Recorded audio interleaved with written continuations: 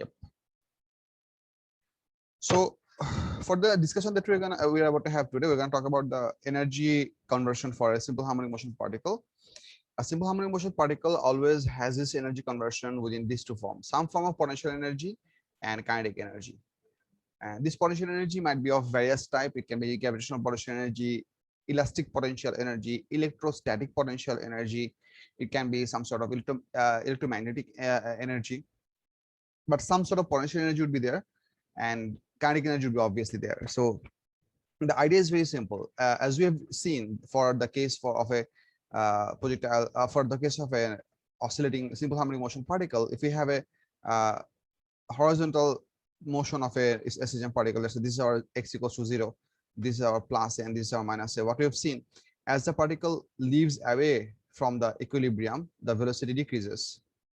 As the particle reaches towards the equilibrium, the velocity increases, which essentially tells us that we would have the maximum kinetic energy at the equilibrium position as the SHM goes on, and we're going to have zero kinetic energy on the two ends, which is obviously also which also tells us one another thing, that if we consider the total motion of a simple harmonic motion to be lossless, if we assume it, lossless means, let's say there is no frictional forces, there is no resistive forces involved, which means the total energy of the oscillating particle is remaining constant.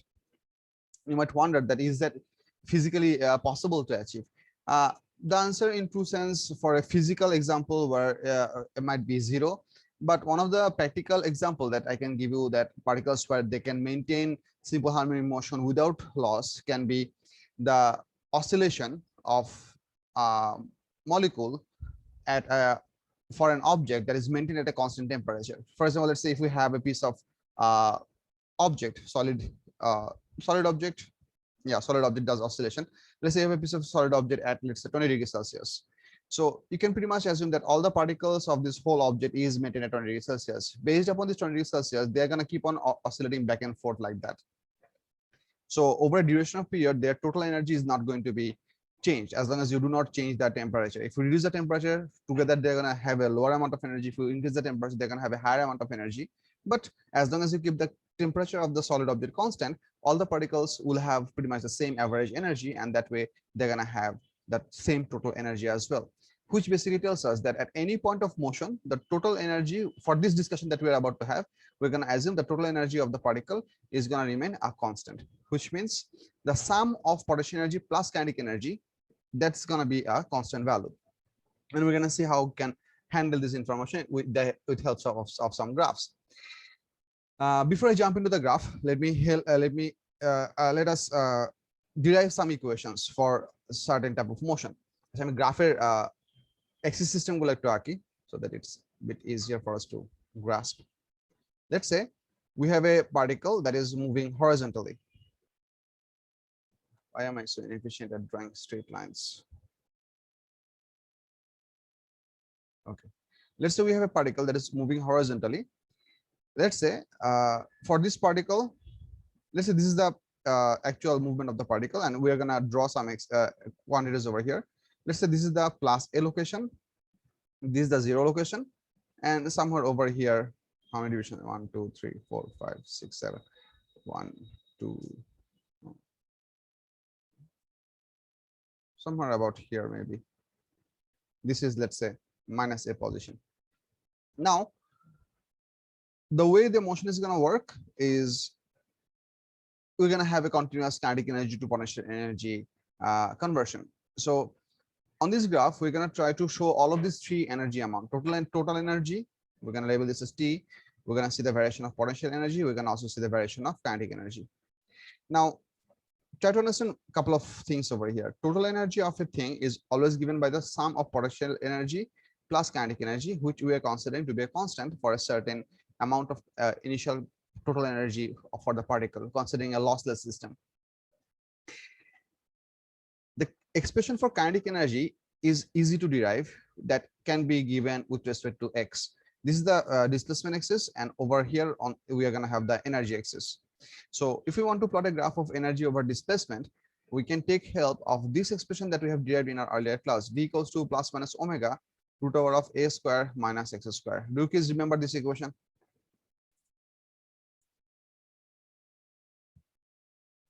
I hope. sir. But if you don't, we can have a look up somewhere over here. This was the derivation that we showed you, that speed of a particle, speed of an SHM particle can be represented by this expression when it is expressed as a function or an expression that is using the x as the variable, as a function of x or displacement. In an ideal case or in a normal expression, we always express the displacement, velocity, acceleration in terms of t. This was an expression where we had this thing available. So using this expression, if we go ahead and try to calculate the kinetic energy of the particle at any given point, kinetic energy given by half m v square. Let's say m is the mass of the particle, which is going left and right. M is the mass of the particle. So if we just place the whole square over here, plus and minus are going to go out.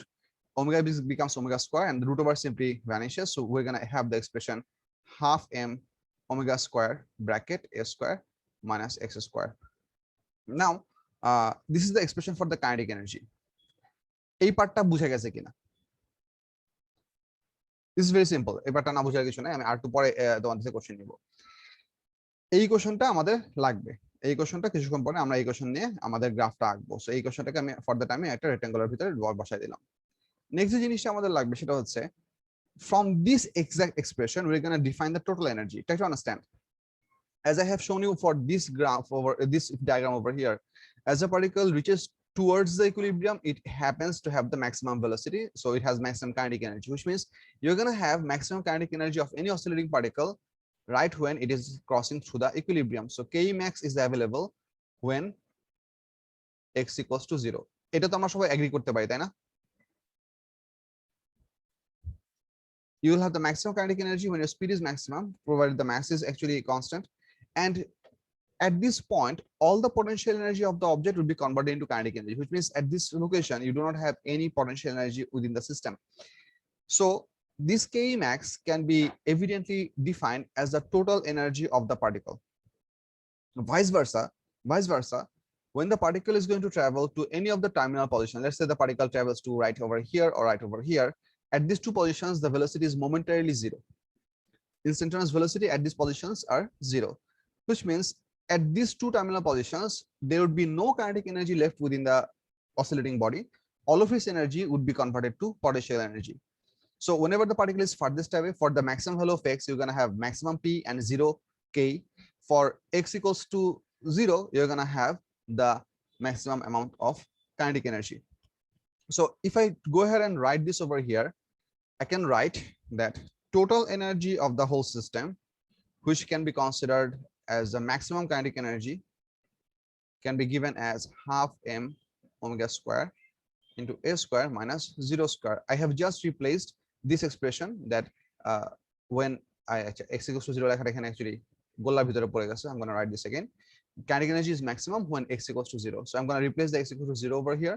Ultimately, we get the total energy expression is given by total energy equals to half m omega square a square. এটা হচ্ছে total energy expression. এটা এখানে দেখো কোনো x এর variable নাই. This is considered as a constant. That's why we have an expression that is not dependent on x. We only have half m omega square. This is going to be a constant. So it means on this graph, this will be represented by a simple straight horizontal line. And then comes the very basic part, that if we want to find out the potential energy of the system at any variable, for any variable displacement, we can say the potential energy of the system can be given by total energy minus kinetic energy of the system at any instant. So we can write half m omega square a square minus half m omega square, bit more space, a square minus x square. So এটা হচ্ছে আমাদের kinetic energy expression, এটা ছিল আমাদের total energy expression. Subtract করলে ultimately থাকবে হচ্ছে potential energy এক্সপ্রেশনটা আসতেছে হচ্ছে half m omega square x square. এটা হচ্ছে আমাদের পটেনশিয়াল এনার্জি এক্সপ্রেশন। সো এই হচ্ছে আমাদের বেসিক তিনটা ইকুয়েশন। কাইনেটিক এনার্জি এক্সপ্রেশন হচ্ছে এইটা, টোটাল এনার্জি এক্সপ্রেশন হচ্ছে এইটা, পটেনশিয়াল এনার্জি এক্সপ্রেশন হচ্ছে এইটা। এই ইকুয়েশন তিনটার বিল্ড আপটা বুঝা গেছে কিনা? কার কোনো কোশ্চেন থাকলে এখানে একটু বলো আমাকে, স্যার এটা বুঝি নাই বা এটা একবার বলেন, সমস্যা নেই। Anyone?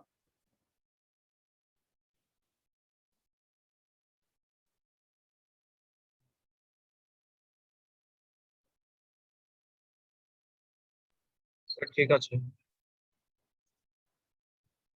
Do you have any question from the chat? No, we don't have any question from the chat.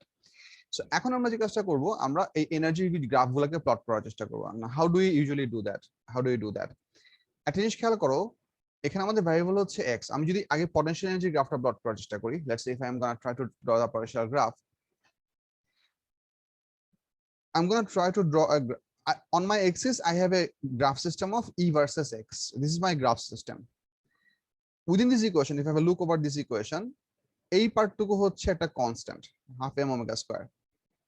For a given oscillating particle with specified mass and specific time period, half m omega square is the constant, which means ultimately this is going to be a graph P versus, so we can write that this is going to be written as E equals to some constant. Let me write that constant to be, let's say, X, or I could write anything, some constant multiplied by X square. So this is basically what do we call this equation? Parabolic equation. I mean, this graph is going to be E is proportional to X square. What do you call this type of relationship? Quadratic or parabolic? Parabolic বলা যায় না? আচ্ছা, এই relationship গুলো হচ্ছে basically they give us parabolic graph. I think the relationships are called quadratic equation. They have far more than one, I think so, but irrespective. So how this graph is going to look like? This graph is going to look like that is going to have the maximum value of potential energy at A. Let's say I'm assuming this is my point for the maximum potential energy. This is my point for the maximum potential. So 1, 2, 3, 4, 5, 6, 7, 8. 1, 2, 3, 4, 5, 6, 7, 8. So might as well consider the plus A over minus A over here. The equilibrium was somehow over here. Disregard the discrepancy of my drawing, please.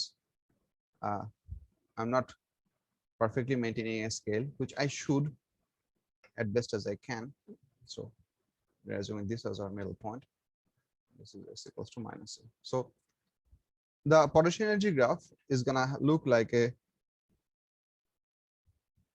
parabola.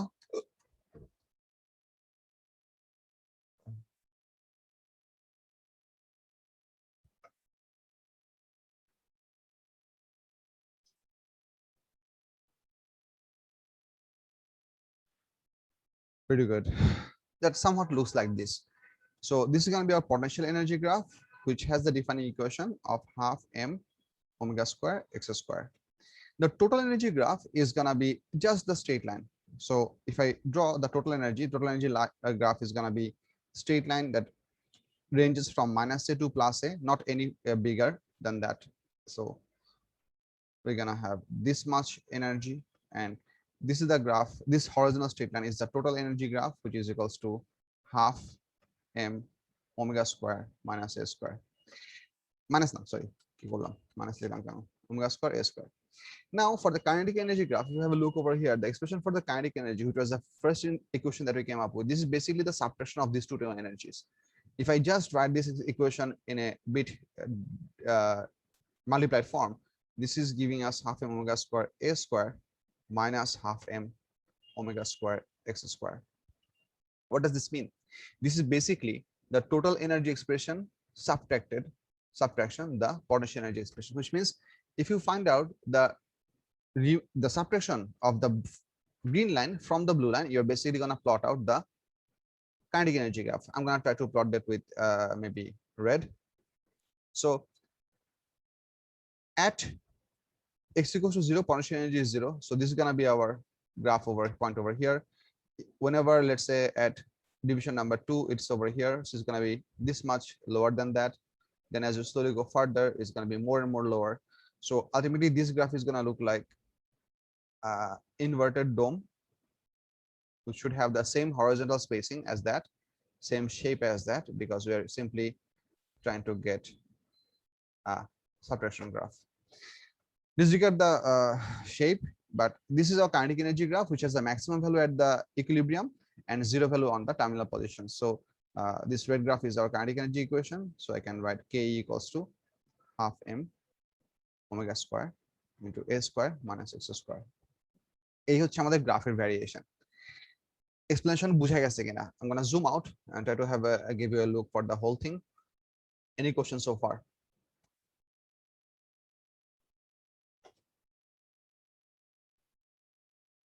Anyone?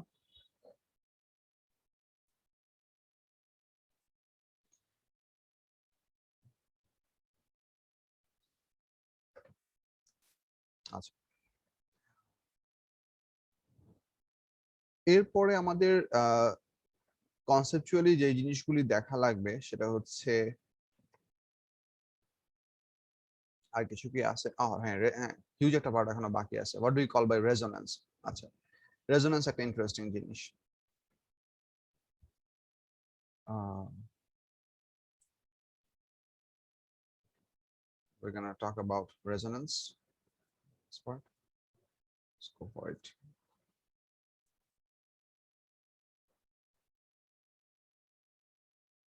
What do I mean by it? One of the things that we need to understand that different objects have their own natural frequency. Natural frequency for an object is the value of frequency at which any object prefers to do its own oscillation. I'll give you a simple example.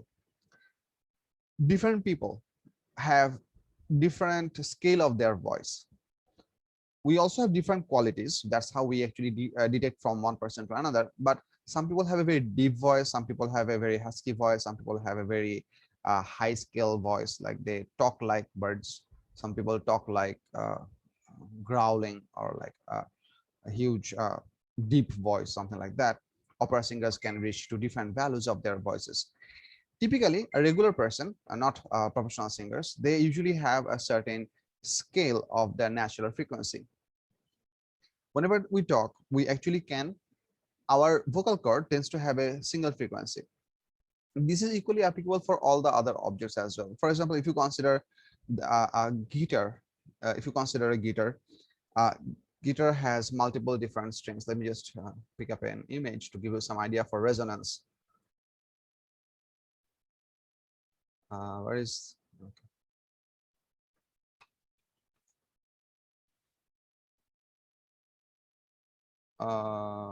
Okay, this will work. Open image in Nutter. This is a big enough image, I hope. Nope. So,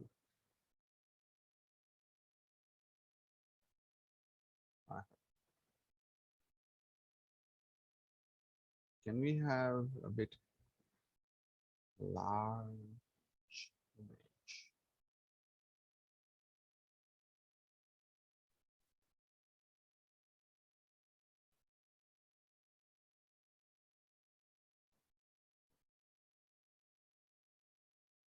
Hmm.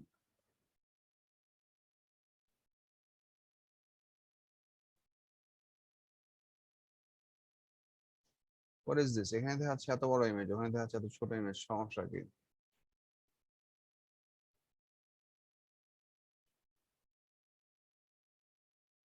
Good. Okay. Let me tell you what resonance, I mean, what in physical term resonance might mean. This is just one of a very simple example. Guitar strings are designed in such a way that on the top part, I mean, close to the head of the musician, we usually have thicker wires. These wires are actually quite thick. And as we slowly go further away from the head of the player, I mean, down on the downside, we have thinner wires. Now, the reason we have this thing is that thinner wires actually can vibrate much more faster. I mean, if you do not touch anywhere on this fret bar, this is what we call the fret bar, where we hold the chords. If you do not touch anywhere on the fret bar, if you just pluck one of the strings, let's say we're going to plug this one, then we're going to plug this one, individually we're going to see some different values of frequencies. We're going to have the lowest frequency, or the, let's say, more deep sound for the heavier wire, and the more we're going to move to the thinner wire, we're going to have a much higher frequency, or a much sharper sound, a higher note that we call it. The reason is that one of the key, among there are many factors involved, but one of the very key factor, which is highlighted more importantly for your syllabus volume, is that one of the key factor that defines what is the natural tendency for a certain object's frequency, natural frequency would be, I mean, what is the preferable frequency at which any object prefers to make its own vibration, is dependent upon its mass, because mass is related to inertia. If an object is less massive, naturally it prefers to move, if it can move faster. which means its natural frequency should be higher. If an object is pretty massive, then naturally it prefers to move slowly, so its natural frequency would be lower. So more massive objects tends to have lower natural frequency because they tend to move, they have inertia, so they moving back and forth can prove to be difficult for them. And light objects tend to move pretty fast, that's why they can make sharp sounds. This is basically why we have light thin wires to make the sharper sound. And the value of this individual frequency of these wires can be also changed by putting our fingers anywhere in between these two metallic rails, which is going to reduce the effective length of the string, and that can give us even a shorter length and even a higher frequency. Which means if we let's say if I play this lowest string without holding anywhere and give it a plug, I'm going to get the natural frequency of this wire. But let's say if I now touch over here, if I press down over here, my effective length of the string is going to become from this point all the way up to this fret bar, this fret. So this is going to be my effective length. So now since the length of the string would become smaller, it can vibrate at a much higher natural frequency. So at this point, I'm going to hear a much higher frequency.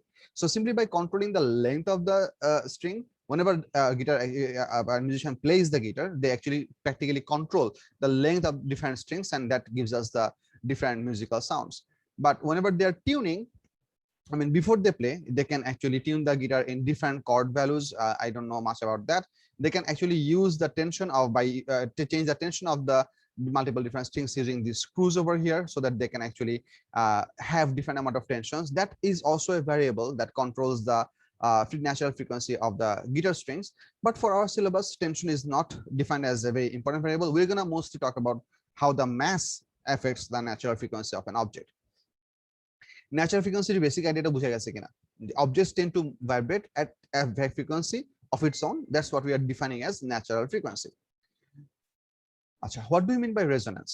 Resonance এর basic আইডিয়াটা হচ্ছে এরকম, একটা simple একটা example দেই। মনে করো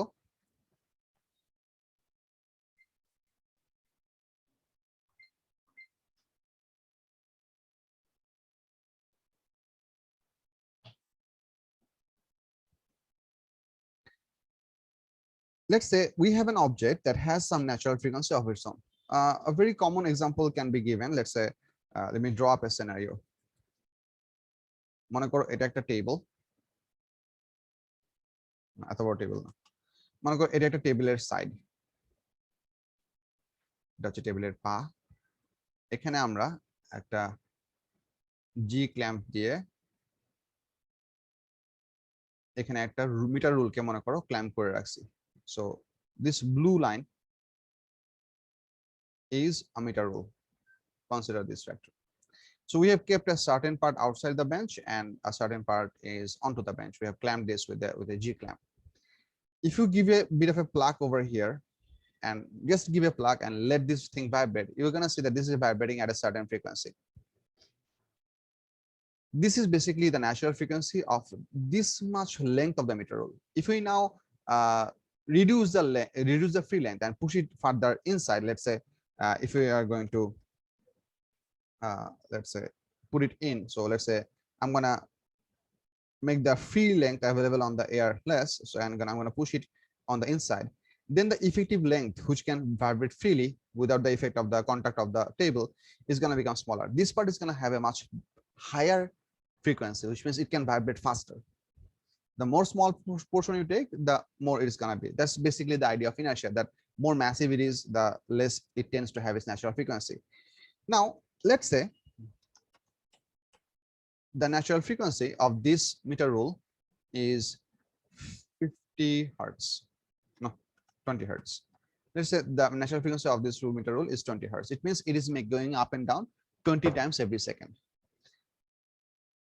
If I apply my finger, let's say on this part,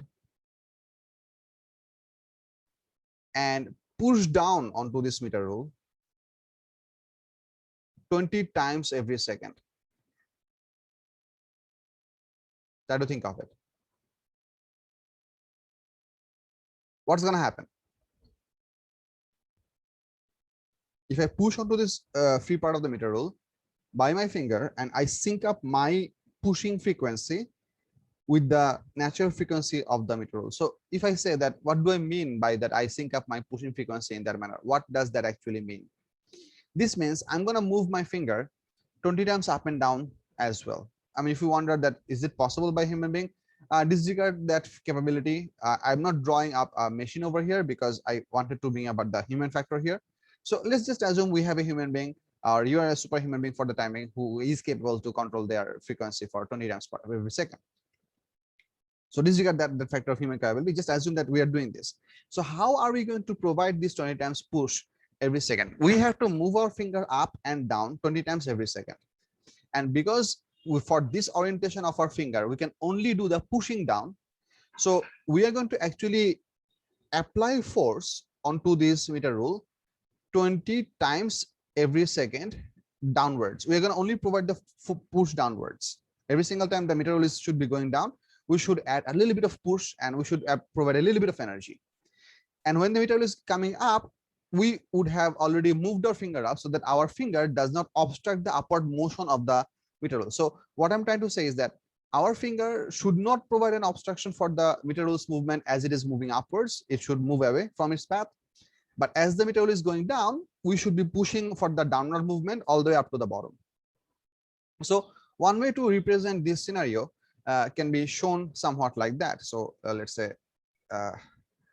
if I just try to show you the displacement time graph of the whole thing, let's say this is the displacement time graph for the meter rule. Meter rule is going up and down in a simple harmonic motion like that. If you wonder what is the displacement, what is this thing? I mean, how are we getting this? Let's say this is the time axis in maybe millisecond or decisecond, whatever, and you are observing the up and down motion by a high-speed camera, and eventually you plotted the distortion factor of the tip of the meter rule for every single position. It's possible. Or maybe the exact point at which we are applying the force. Maybe you are observing a certain sticker over here, colorful sticker over here, and you observe this up and down motion with a high-speed camera where you can actually get the individual displacement value for every single time. The way our finger should move should look like this. Let me draw the finger movement with D, with green. Any single time the meter rule is going down from its highest position, we are going to apply the force, which means our hand should move perfectly in sync with the meter rule as the finger is going, as the meter rule is going down. But as the meter rule is going up, we are not going to provide any obstruction, which means our finger should preferably move earlier than the meter rule's motion, somewhat earlier, or it can actually be the same, but we should not push again. So that's why I'm showing you a bit of a gap. But later, as the meter rule starts to go down, we are going to do the push once again. So every single time the meter rule is going down, we're actually keeping the contact to push the onto the meter rule. And every single time the meter rule is coming up, we're actually making space for the meter rule to have, so that it does not experience any obstruction as it is coming up. So আমাদের hand movement হবে হচ্ছে এরকম, whereas the meter rule movement হবে হচ্ছে blue এর মতন। এই force অ্যাপ্লিকেশনের, পিরিয়ডিক ফোর্স অ্যাপ্লিকেশনের কনসেপ্টটা বোঝা গেছে কিনা? Does this idea make sense? One. Yes, sir. Rice করার সময় আমাদের হাত আগে উঠবে কেন বুঝি নাই। আমাদের হাত আগে উঠা এসেনশিয়াল না, বাট আমাদের হাতটা এমন ভাবে উঠাইতে হবে যাতে করে আমরা মিটার রুলটা আপওয়ার্ড মোশনটাকে আঙ্গুলের পজিশন দিয়ে অবস্ট্রাক্ট না করি। মানে হচ্ছে, if let's say the meter rule is about to come up by its own natural vibration and our finger is still in the position where the meter rule wants to be, which means in that case our finger would practically oppose the upward motion of the meter rule, তাই না? For my example, we are trying to not let that happen. We want the upward motion of the meter rule to be free, and we want the downward motion of the meter rule to be forced. বুঝতে পারছি? Yes, sir. আচ্ছা, there can be a vice versa scenario. Vice versa scenario হচ্ছে, how about you do not hold the meter rule in by, or you do not push the meter rule by a single finger, rather you make a pinch by the index finger and the thumb of your finger, and you're gonna hold the meter rule on both sides, your thumb on the bottom and your index finger on the top. So you're gonna try to push the meter rule in both directions. In that scenario, try to understand, for that scenario, your finger should always be touching the meter rule, but as the meter rule goes down. As the meter rule goes down, your index finger should push it down, and as the meter rule should go up, your thumb should be pushing it up. So in that scenario, our finger should be moving perfectly in perfect exact displacement of this thing. So I'm just now showing you two different displacement curve, but what you should understand, even for the blue or the black displacement curve, their frequency and the blue line's frequency, all of these three graphs, irrespective of their shape, has the same frequency, right? The movements are exactly same. What is the difference? Whenever we are only applying by pushing it down, by only using our index finger, in that case, in every oscillation, we are applying motion only for the downward movement, which means in 1 second we are pushing it down 20 times. But when we were doing it by both of our fingers, then we were pushing it down and pushing it up as well. So we are providing the energy 40 times as the meter rule is moving, 20 times down, 20 times up, and our hand motion was perfectly synced with the natural motion of the meter rule. Obviously, this process of double energy addition is gonna make the increase of the amplitude very large within a very short time, whereas the single addition of energy is gonna increase the amplitude of the motion within a bit longer time. The point is, if this is a situation that exists, that let's say we have an object that has a certain natural frequency, and we have a periodic force that is applying on that object from an external source. That periodic force might be applied by our hand. It can be applied by airflow. For large tall buildings, airflow can actually apply by bumping into the structure and can make this kind of periodic push force. It can apply for long bridges as well. That periodic force can be available by some mechanical vibrator. Mechanical vibrators where you can set the frequency of the vibration, and you can actually achieve a certain specific frequency of motion. Sometimes they are also called signal generators. So we can provide this external vibration by any physical mean, whichever it is convenient for us or possible for us to achieve.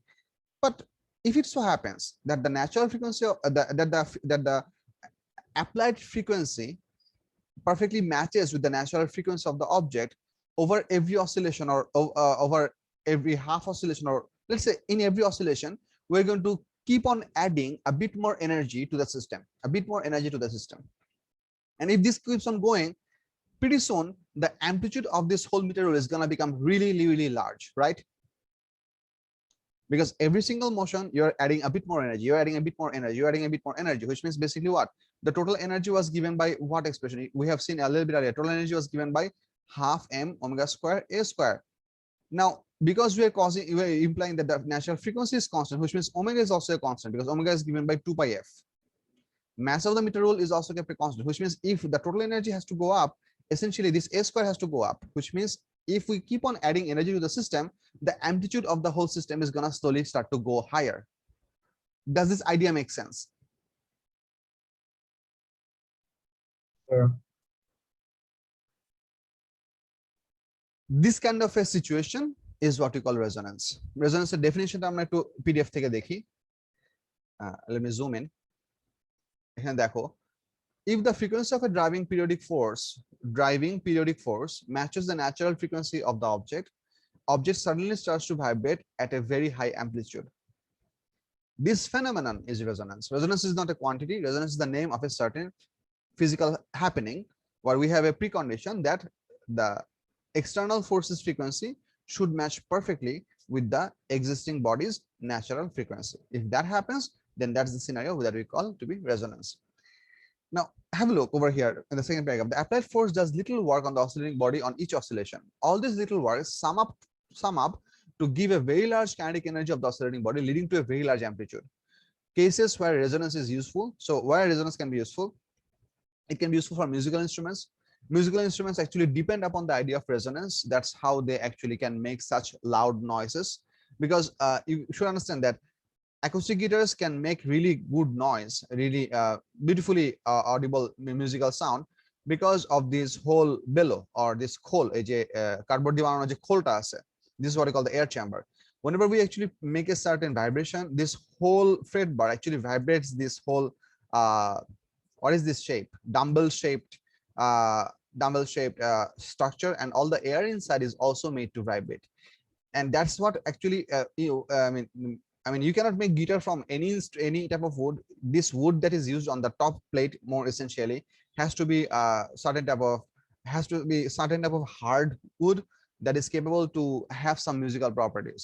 I mean, costly guitars have high quality musical woods. I'm using this term, I'm not sure if that's a good term, but the key idea for an acoustic guitar is that as the strings are going to vibrate, this fret bar and this structure is going to vibrate. That's going to vibrate the whole of the upper body of the wood.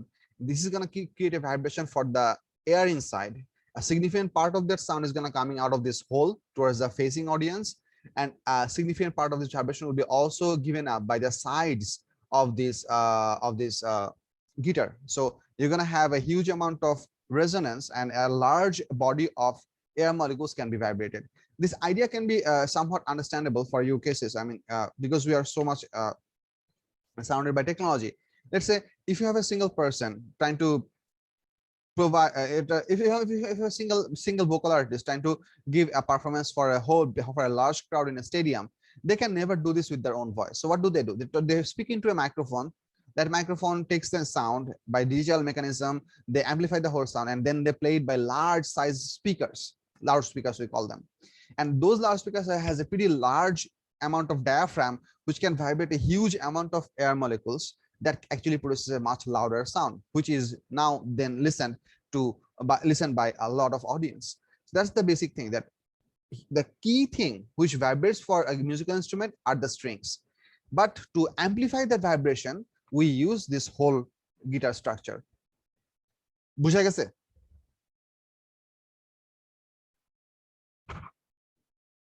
I hope. So resonance usefulness কিছু example আমাদের বুঝা লাগবে. We use resonance for musical instruments, we use resonance for magnetic resonance imaging, which is basically MRI. And MRI জিনিসটা কি সেটা আমরা paper কি বলে পেপার 4 লাস্টের দিকে পড়বো, তোমাদের শেখা হয়, এটা আমি সমস্যা নাই। Then it can be also useful for child swing. This is just an example that I use. Child swing basically means that if you are trying to give the child good excitement, you have to push the child every single time the child is getting away from you if you are standing behind them. So that way you can add a bit more energy for every individual oscillation, and that can slowly increase the amplitude of the swing, which tends to be the more exciting experience. Then tuning of a radio receiver antenna. So whenever, if you have a radio equipment and you have an antenna and you want to listen to, what did I do? Oh, if you want to listen to multiple different radio stations, the way it works is that that antenna component of a radio actually can change its own natural frequency by electronic means. Can it but it can actually change its natural frequency by electronic means. If you wonder, is it even possible to change the natural frequency of an object? The answer is a solid yes. I showed you one of the examples that by pushing onto this fret bar in different places, you can actually change the natural frequency of the free amount of wire. So it is possible to change natural frequency of objects by making certain property changes across them. It can be tension, it can be actual length of the object, it can be some other electromagnetic properties that we can handle. But whenever we are trying to hear to a very specific radio station, our antenna is tuned that exact frequency. So I mean, একটা example বলি, মনে করো হচ্ছে একটা let's say I have the physical space where I am now, let's say the geographic location where I am now, let's say I have within this space coverage of 10 different radio stations.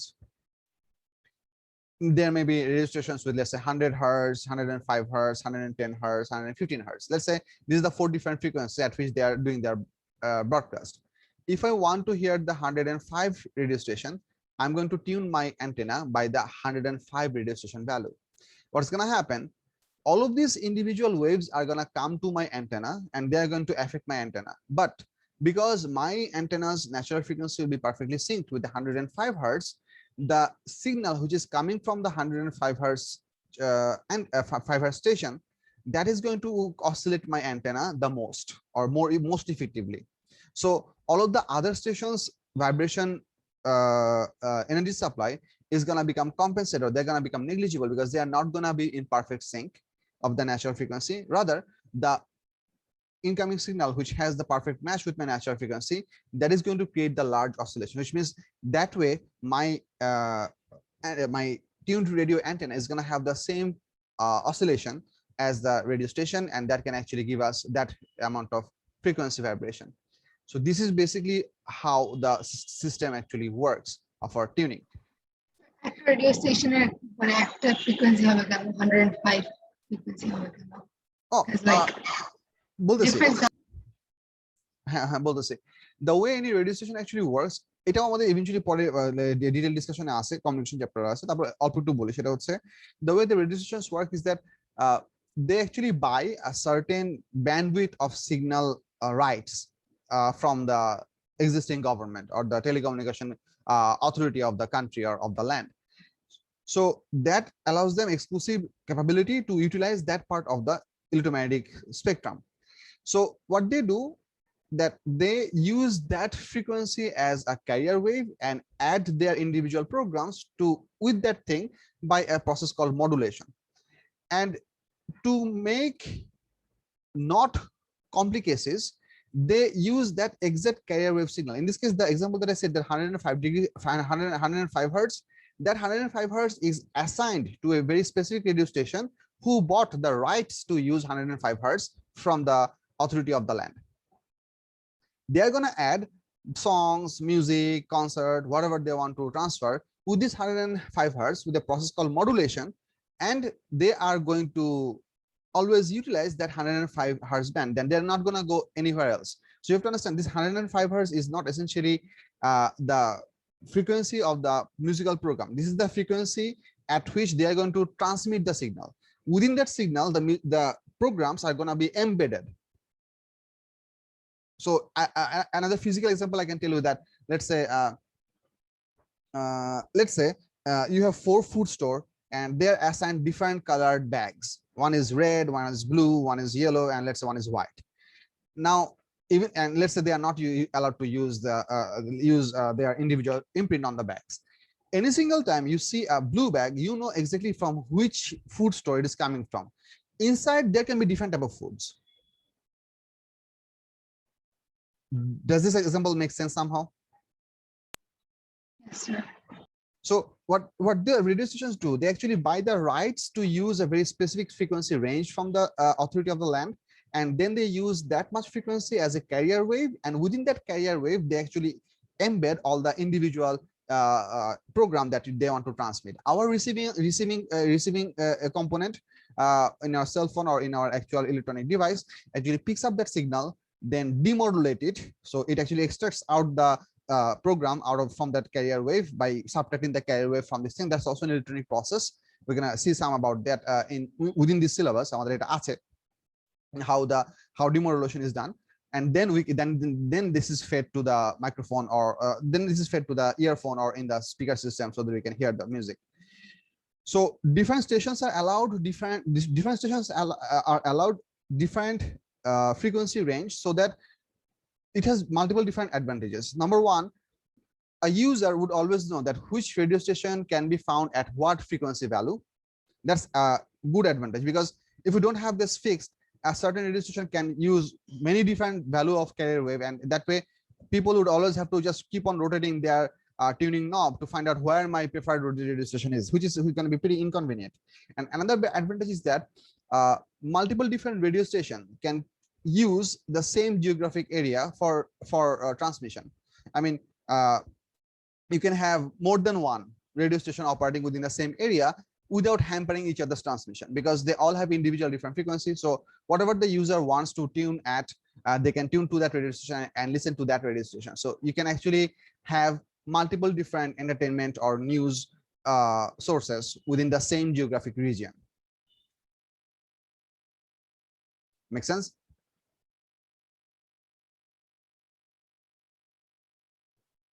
I hope. Then we have using microwaves to cook food. Microwaves actually underproduce a significant amount of resonance within the cooking pot, and those resonance locations are actually quite specific. That's why we always have to have a rotating table within a microwave oven. That rotating table basically dissipates the resonance locations in different places so that the food is evenly warmed. If you do not allow that plate to rotate, or if your rotating mechanism is short, it's not working, if it is failed for some reason, and if you try to heat up some food in the microwave oven, what you're gonna find out that in some places of the food it is really hot, like super hot, maybe even burning, uh, and in some places it's really cold. By rotating it, we actually change the location of the food where the resonance is occurring, and we can actually distribute the heat distribution very evenly. Then it can be also used for seismography, the science of the earthquake. What this list does not have, which I would like you to write, it can be also used to clean jewelry. So I have one of those videos with me, how jewelers can be used by resonance. So I'm gonna find that out. So give me some time.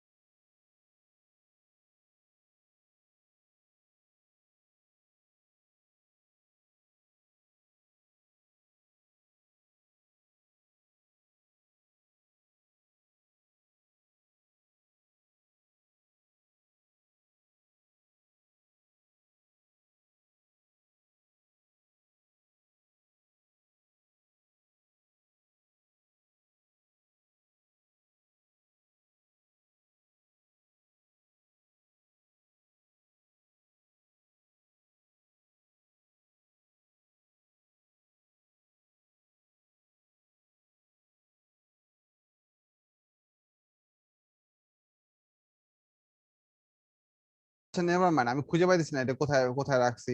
So I'm gonna just find it out from the YouTube. Might as well get a little bit of corporate stuff, but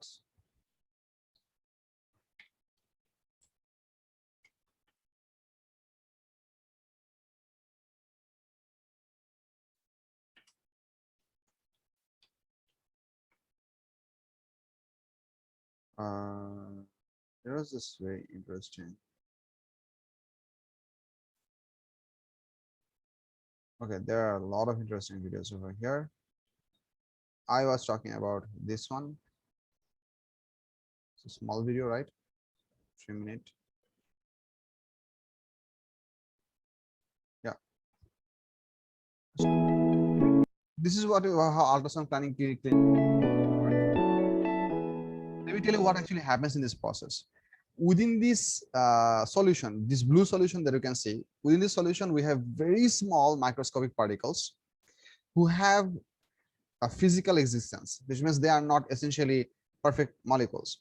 They are very small particles which cannot be seen by visible eye, but they are not essentially molecules. So we have that kind of particles which is suspended within the solution.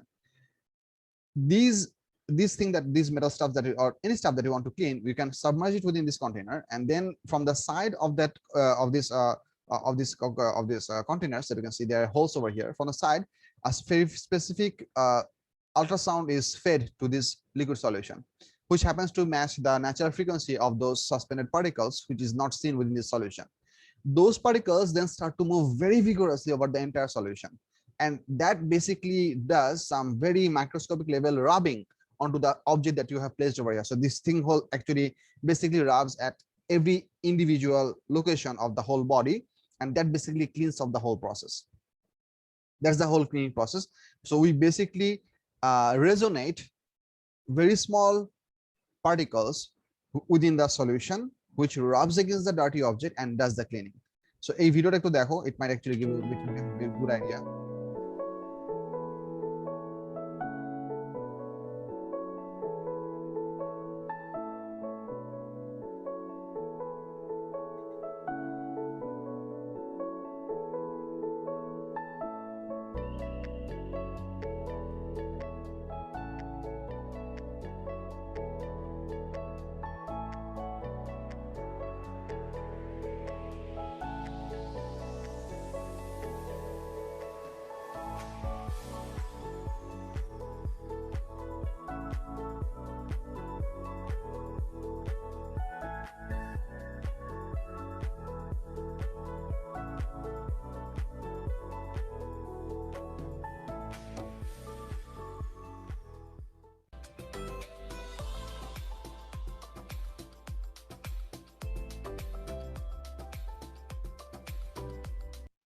বুঝে গেছে?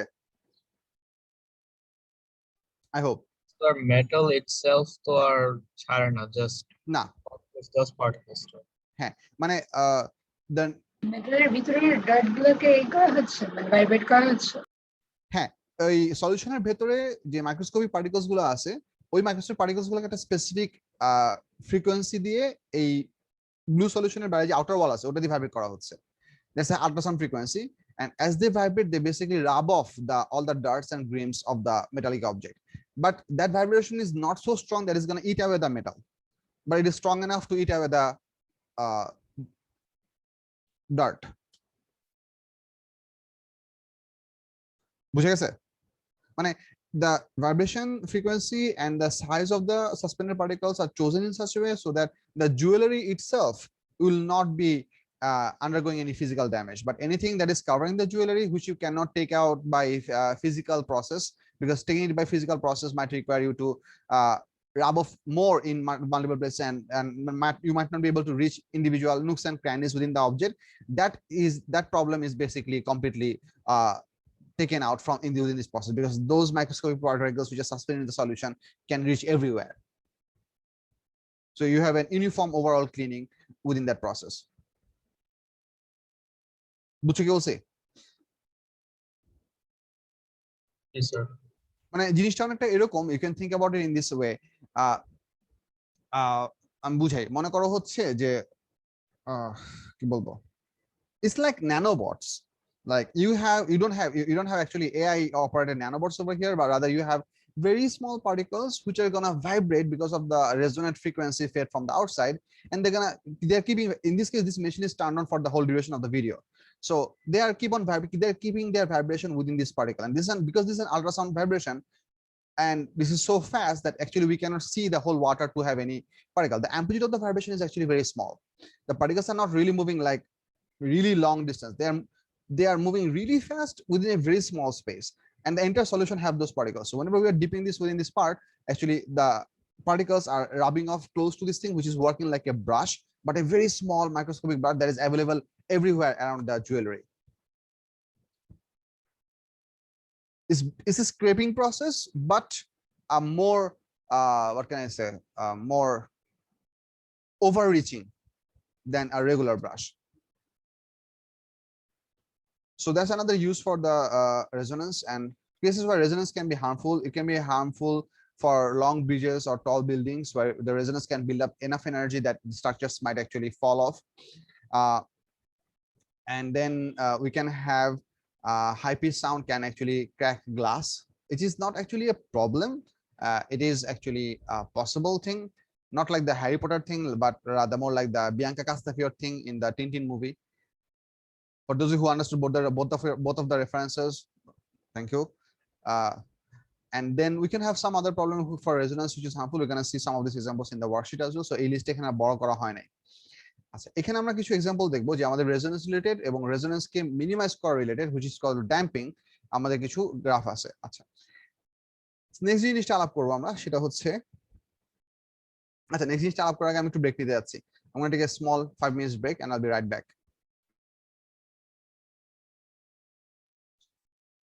Using the recording. So the next topic is what we're going to call damping. Damping is basically how we can reduce the energy of an oscillating system because we don't want it to oscillate. Or to be more precise, systems or mechanisms that help us to avoid the incident of resonance in certain situations. The mechanisms that help us to do that are called dampers, and this happening of extracting energy out of an oscillating system so that the resonance cannot build up is what we call damping. Damping এর core idea হচ্ছে, the basic main idea is that we have to somehow remove energy of the oscillating body so that it cannot have a buildup of energy. Natural systems can have a lot of surrounding damping. For example, let's say if you have a simple pendulum that is oscillating in air, try to visualize that, a simple pendulum hanging by a string that is oscillating in air, it will be damped by the air molecules. If you allow this oscillation to go on, it's gonna keep on happening. But soon after, let's say within 5-10 minutes, the oscillation will stop. Why does it stop? Because every single time the bob has to go through the atmospheric molecules, it has to push the atmospheric molecules out of its path and do some work on those molecules because it's continuously pushing the air molecules out of its path. So it is always doing a little bit of work on those air molecules. That work is actually subtracted from the kinetic energy of the bob. So the kinetic energy actually slowly reduces. So the particle or the bob eventually comes to a stop position. So we can have a lot of different type of damping scenarios. We can have actually 3 types of damping, but before I show you the damping, there is a certain graph that we'd like to see, which is defined by this graph.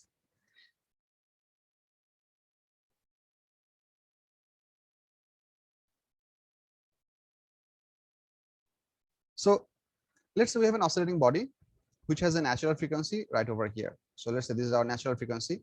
I'm going to write f naught, and this is the scale at which we are oscillating the system from the outside. So this is what we call the driving frequency, and we are handling a system which is a natural frequency of f naught. This is the scale for frequency scale. You can have this scale plotted in a hertz unit. And what you're going to see, if we actually take the maximum amplitude of this oscillation for different frequencies, the graph that we always get can look somewhat like this.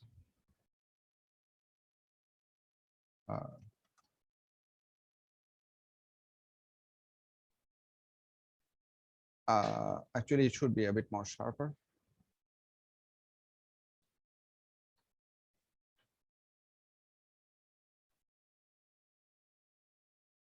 The graph of amplitude versus frequency graph looks somewhat like this, which usually has a peak at its maximum position. Now, having a peak at its maximum position essentially means that if we slowly start to oscillate an object starting from very low frequency and slowly increase the frequency to a higher range, as we slowly approach the natural frequency, the amplitude of vibration is going to increase. And when the driving frequency perfectly matches the natural frequency of the object, we're going to have the highest amplitude. This is the scenario that we call resonance. And if we start to apply a much higher mismatching frequency, we're going to have it even further lowered. Now, you might wonder that why do we have this peak at a certain fixed point that is limiting? Because whenever we are going to have the driving frequency perfectly matching with the natural frequency, hear me out on this one very carefully. This actually means that we are continuously adding energy to the system by all the individual vibrations. So shouldn't this actually cause the total energy of the system to become infinitely large? Shouldn't that happen? The answer is a solid yes. Everything, if you keep on feeding energy to a system little by little, and there is no way energy is leaving from the system, if the system does not lose any energy whatsoever, then theoretically speaking, the energy of the system should become infinite. So an ideal graph for the amplitude versus frequency, driving frequency, should actually look somewhat like this. So this amplitude axis should become asymptote with the natural frequency curve, representing that theoretically it could have an infinite amplitude. But we usually never have the scenario for infinite amplitude for multiple different reasons. First of all, every oscillating system has some sort of way to lose energy to the surrounding.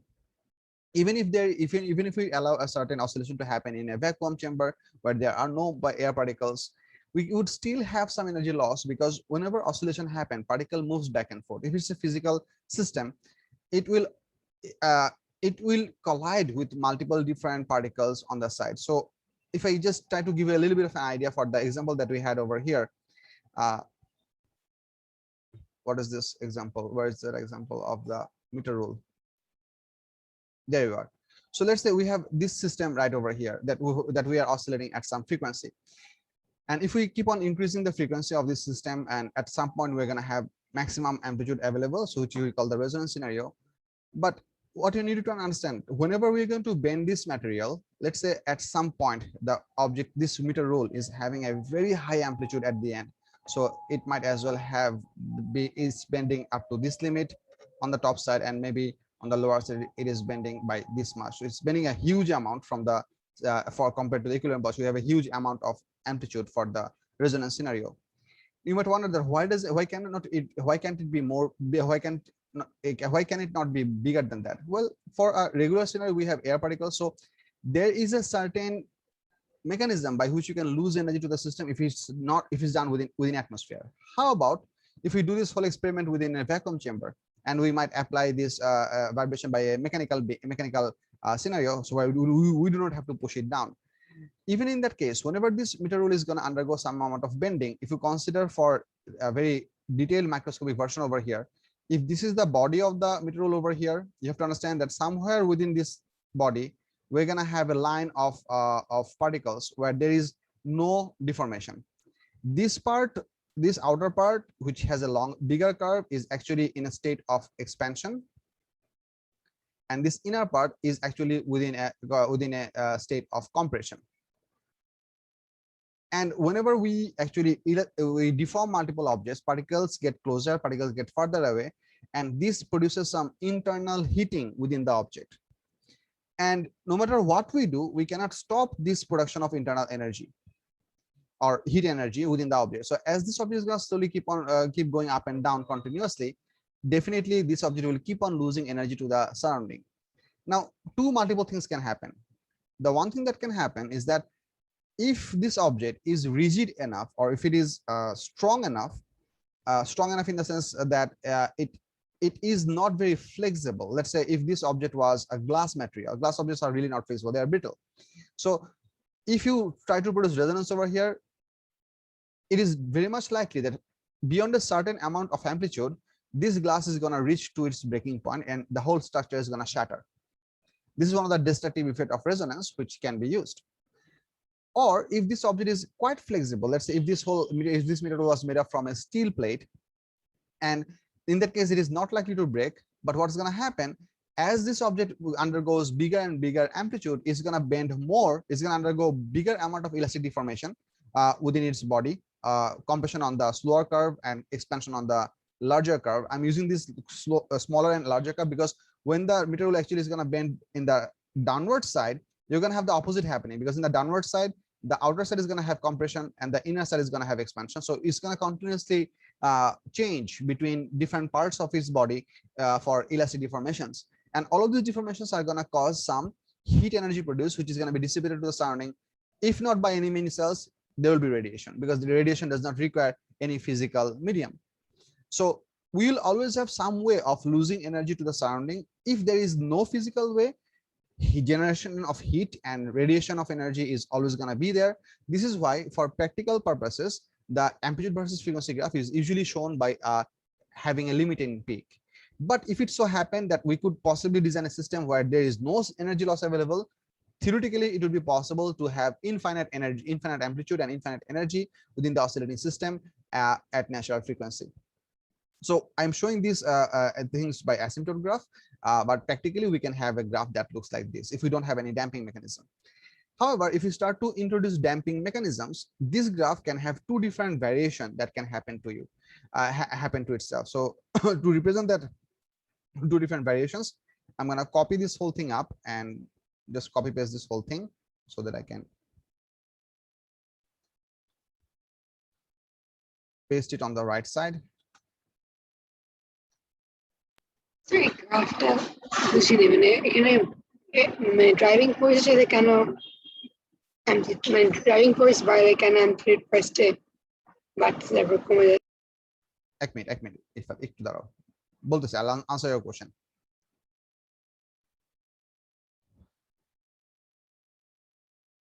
হ্যাঁ ঠিক আছে, সমস্যা নেই, এটুকু দেওয়া হবে। Driving ফ্রিকোয়েন্সিটা কিভাবে বাড়তেছে? ড্রাইভিং ফোর্সের সাথে কেন অ্যাম্প্লিটিউড ভ্যারি করছে ওটাই বুঝিনি। আচ্ছা, ড্রাইভিং ফ্রিকোয়েন্সির সাথে অ্যাম্প্লিটিউড বাড়ার আইডিয়াটা হচ্ছে যে the object has a natural frequency of its own at which it wants to vibrate, so it means it will always prefer to achieve that frequency whenever it is subject to an external force.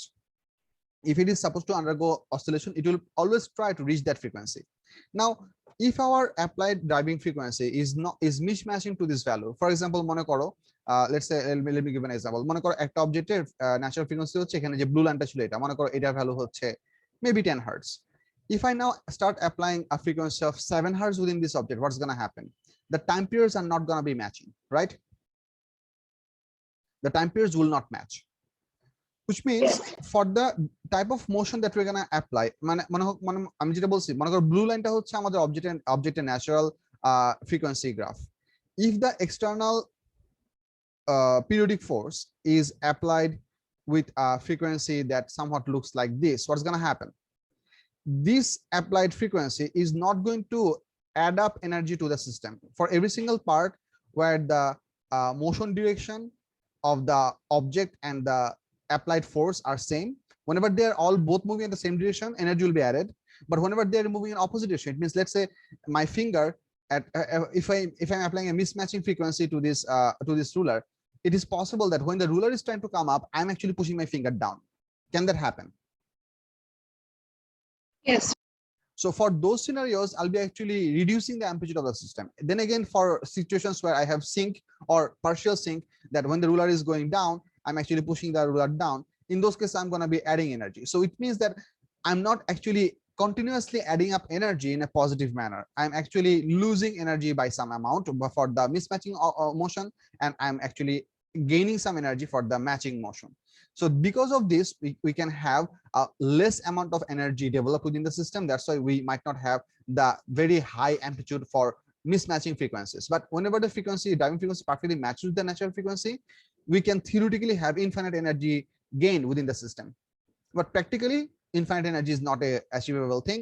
We can have a limited energy because of when the rate of dissipation becomes equal to the rate of input energy, we have a stable maximum amplitude. বুঝে গেছে? Yes, sir. Thank you. Sure, no problem. So আমরা এখানে এই damping সিস্টেমটাকে দুই ভাবে effect করতে পারি। এই এফেক্টিং এর বেসিক পার্টটা আলাপ করব হচ্ছে আমরা ম্যাসের বেসিসে আমরা কিভাবে আলাপ করব জিনিসটা বুঝো। আমি একটা ফিজিক্যাল এক্সাম্পল দেখাই। মনে করো, let's say this is a setup. This is a table. We have a stand over here. The stand goes up, and we have a clamp. From the clamp, we have a spring loaded with a solid piece of mass over here. মনে করো এই মাসটা হচ্ছে একটা iron block, which is a dense mass, and it is in a block shape. maybe I could have drawn sphere, doesn't matter, but let's say I have this thing. এখন আমি এটাকে মনে করো একটা সার্টেন অ্যামাউন্ট অফ অ্যাসোলেশন নিচের দিকে পুল করে ছেড়ে দিলাম, সো এটা মনে করো এইটুকু ডিসটেন্সের মধ্যে অসিলেট করতেছে, going up and down. Naturally, if I allow the motion to continue, because it is continuously working against the atmospheric particles, slowly the motion will die out. So this type of slow energy reduction is what we call underdamped motion. Underdamped motion or overdamped motion এগুলো আমরা একটু পরে দেখবো, but আগে এই পার্টটা ভালো করে বুঝো। Now, if I want this motion to be abruptly loses energy, there are different things we can do.